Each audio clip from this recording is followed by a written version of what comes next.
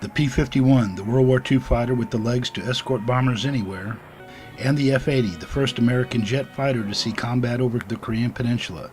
These two aircraft bridged the period between the age of the prop-driven warplane and the jet age. Neil O'Keefe of Lafayette was there.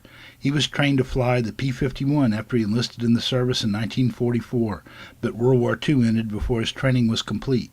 He still fondly remembers the P-51, which was legendary for its 360-mile-per-hour speed and its long range.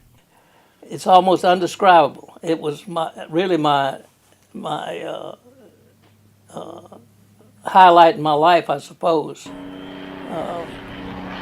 I felt like I had just accomplished. There was nothing else to do once I flew the 51. I was so elated over it. Speed, maneuverability, and everything. It was just, and really looks. It was a good-looking airplane. It still is. There's still a lot of them around. Still a lot of them being flown. It's still a very popular airplane. But I guess you can say what makes a movie star, kind of. After rejoining the service between the wars, O'Keefe was trained and trained others in the new jet fighters just in time for the Korean War.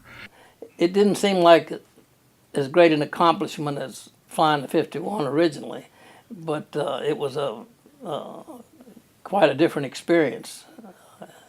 Much easier airplane to fly than a 51, and much more comfortable, faster, everything. Of course, it used a lot more fuel. And he used a lot of fuel.